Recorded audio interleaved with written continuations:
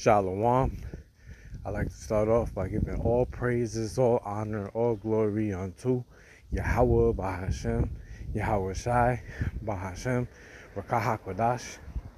I like to give double honors unto the apostles, to the elders, and to the CT bishops of Great Millstone who rule well, taught me this truth. Peace and salutations to the Akim preaching this word with truth and sincerity around the four corners, like the elder Malcolm would be saying, risking their lives and freedom to do so, now more so than ever, because we are really at the end. I truly believe that. Peace and salutations to the Israelite foreigners, the Israelites that live amongst the heathen, that look like some of those heathen. This is not a black thing. This is not a white thing. This is an Israelite thing. So you're going to have Israelites coming back to the fold that look so-called black and white.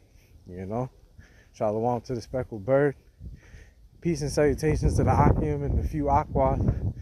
Shalom to the true believers and the hopeful elect. Just coming back in the spirit and theme of prophecy. And watching videos all day. I don't have a Salakia. I don't have a specific topic. More like a hit the button version. I was watching Apostle Tahar's video, and he said, if you don't have a topic, just hit the button and let it flow. I said, yes, sir. I said, Khan, Apostle, yes, sir. So that's what we're going to do. A couple of scriptures I was meditating on, and we're really at the end. I watched Elder Malcolm's video, and basically I just found out that the EU, NATO and the EU, have put sanctions on Babylon, the Great, aka America. That's big news. America's the big bad superpower that always putting sanctions on everybody, and now they're getting sanctions put on them. So Revelation 17 is definitely coming to pass. The beast shall hate the whore. Obadiah is the 7th verse in the NLT. Well, the KJV and the NLT.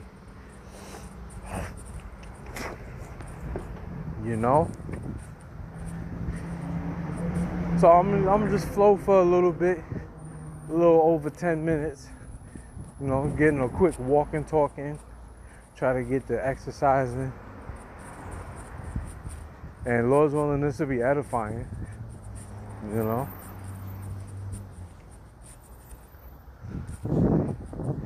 So let me see. Let me get them scriptures I was talking about. Matter of fact, let me get this. This is the book of Romans, chapter 13, verse 11. And it reads, and that knowing the time, that now it is high time to awake out of sleep. For now is our salvation nearer than when we believed.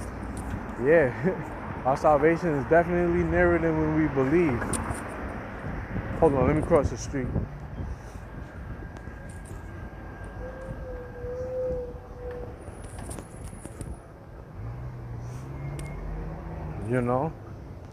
Our salvation is definitely nearer than when we believe. When I first woke up to this truth, almost 10 years ago, I thought that the end was coming then, like the very next week that I woke up, because all the signs were there. But as you grow in this truth, you realize that everything is done on the Most High's time, and and the elect have to be sealed. And I believe through the Spirit that the elect are being sealed. That it's almost done, because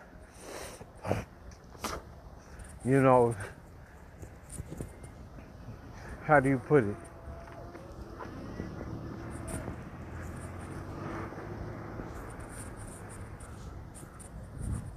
Uh,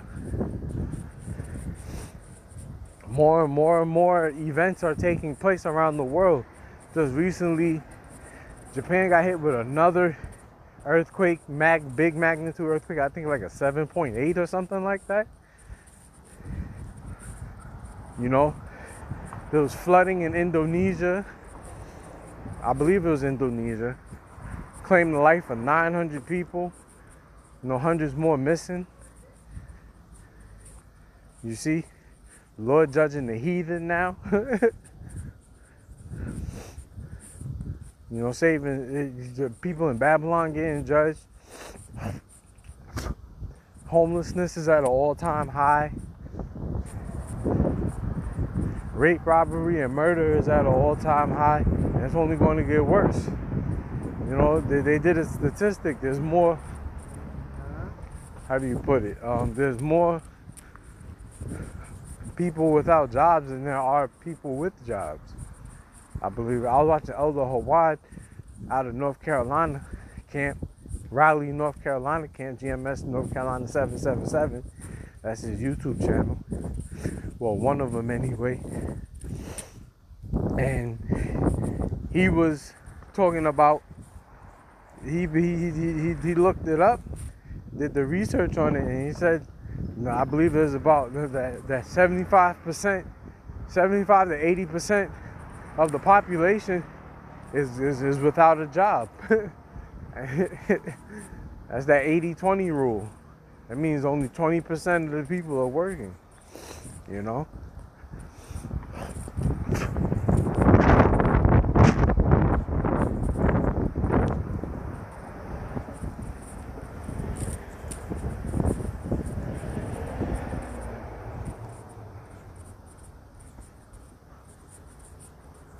So it's definitely going down.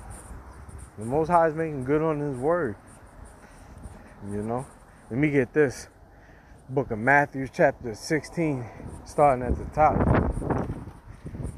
It says the Pharisees tested Yahushua. You see the head. Because everybody said that they were looking for a sign. And they don't understand that they're being given signs. But people wanted to say, just like wacky-tacky Christians wanted to say America in the Bible. They wanted to say ICBM missiles in the Bible. It's not going to say that. You have to have discernment. The Holy Spirit has to be dealing with you.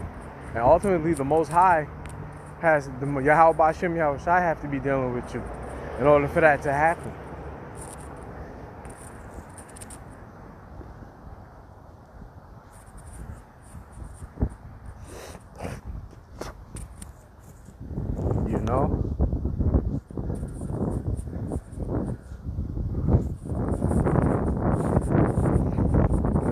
I'm going to read the first 3 verses.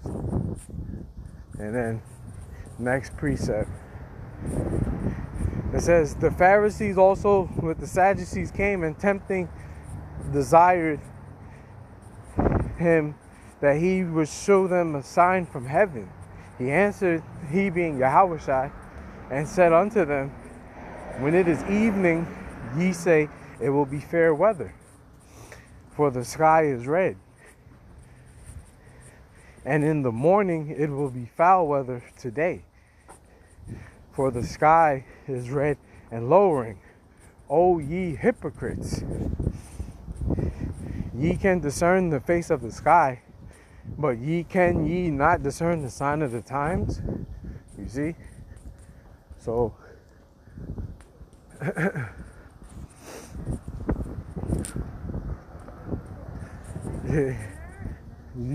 So you see,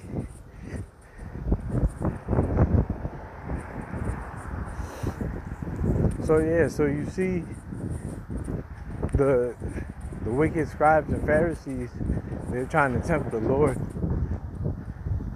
and he basically put them in their place. See, when Yahushua was on the scene, he was definitely ahead of his time. He was above everybody's pay grade. Like it tells you, I believe it's John, the first chapter, that the Word was with the Most High, and the Word was the Most High. Or the Word was power. You know, that's why one of Yahushua's titles is known. He's known as the Word of God. He's the Word become flesh. You know.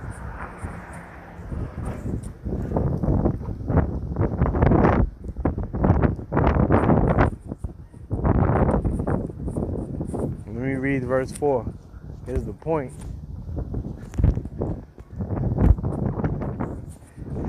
It says, a wicked and adulterous generation seeketh after a sign, and there shall be no sign given unto it but the sign of the prophet Jonas. And he left them and departed. Yeah. When Jonas came to Nineveh and told them that the Most High was going to destroy them, you know, they repented, and the Most High didn't destroy them exactly when Jonas said, but he ended up doing what Jonas said, you know.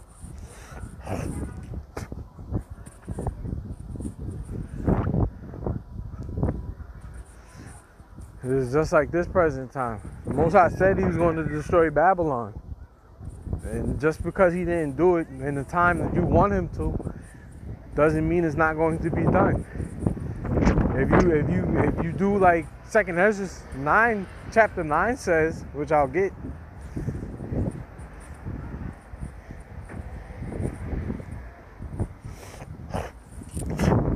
This book of 2nd Ezra chapter 9 verse 1.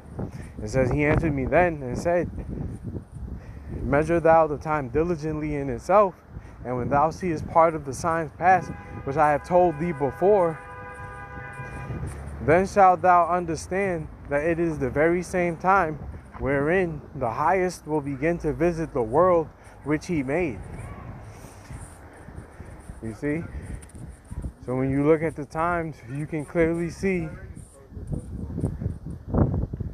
when you measure the time diligently, you can clearly see that we are in that time. You know?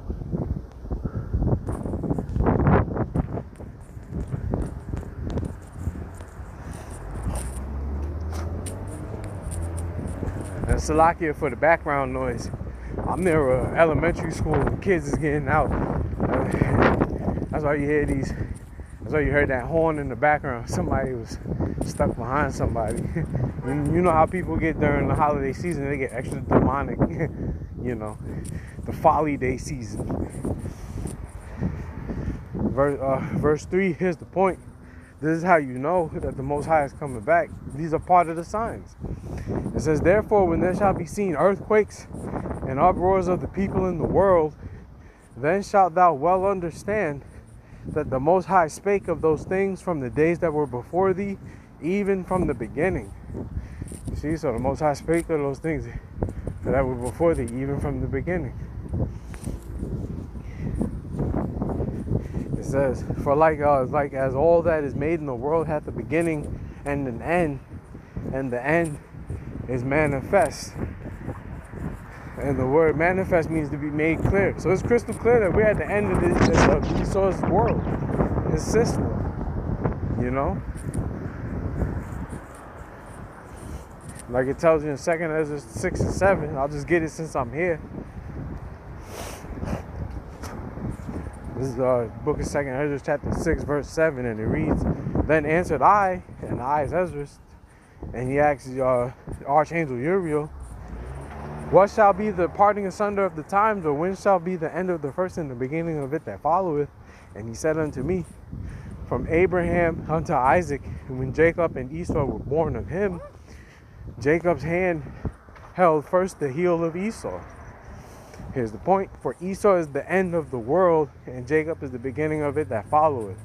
So all you gotta do is pay attention to the signs, and you can see that we're almost here. We're almost home. Like elder brother Kazak. Like the elder brother Kazak from the GMS church in Jackson, Mississippi. he be saying, we almost home, you know?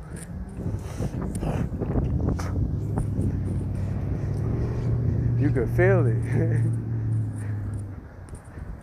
This devil, like I said in my other previous videos, this devil is every day that every time the sun rises and sets on Babylon is another day that Esau is losing his grip of power and hegemony over the nations, over the world. You know, I suggest you watch GMS Maccabean Spirit. That's Elder Malcolm's channel, one of his channels, his latest video. You know, and he was going into that the NATO and the EU put sanctions on America. So that's big news. That's breaking news. Exactly.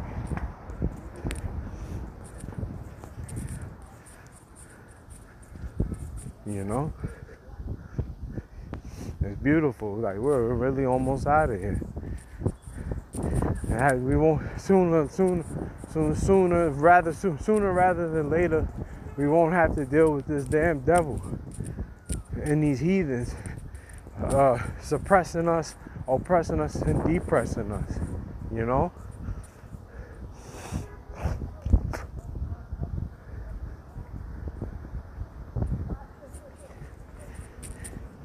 Can't wait. I could go on more, but I didn't want to make this video too long. Just a quick hit the button. Matter of fact, let me get one more scripture. This is the book of Romans, chapter 8, verse 18. What's his name? The elder, the Zaquan, elder bro. Rapah Moth, he in the church of Birmingham, Alabama, by the way of New York. He was, you know, from the main camp originally, and he was doing the land back. He was doing the land back on a video that he had seen, and one of his YouTube channel is GMS Class of Kings.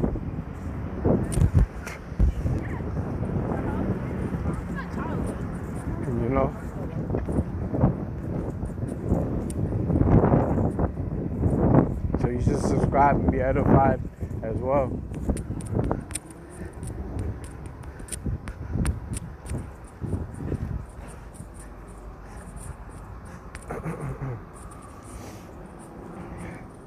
Let me get this real quick. This is Romans chapter 8, verse 18, and it reads, "For I reckon that the sufferings of this present time," you know, the trials, tribulations, persecutions, sufferings that we're going through now, you know, the nation of Israel, northern and southern kingdom, and the Israelite foreigners around the world, are not worthy to be compared with the glory which shall be revealed in us. Yeah, what the Heavenly Father has in store for us is not even to be compared. Like it tells you in, I believe that's 2 Corinthians, the 4th chapter. It talks about our light affliction. I believe it says our light affliction, which worketh an exceeding eternal weight of glory. Roughly paraphrasing. You know, the little hell that we got to go through now is not to be compared to the glory that we're going to receive if we continue to endure until the end. You know, like I don't know about you, anybody else. Well, I know the elect brother, the diligent brothers. The diligent brothers, they wanna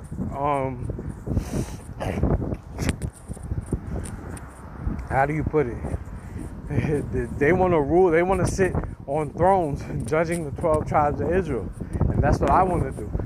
It tells you in the Apocrypha that if you're thrown, that if you're the light being thrones and scepters, then and cherish and honor wisdom, that you may reign forevermore. I believe that's Wisdom of Solomon, the 6th chapter.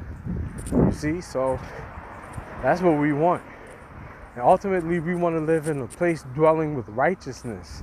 Like it tells you in Proverbs 29:2, when the righteous are in authority, the people rejoice. We want the people to rejoice because they're going to be ruled over by righteous people. So we're not going to overtax them. They're going to get taxed, but we're not going to overtax them. We're not going to leave them with nothing.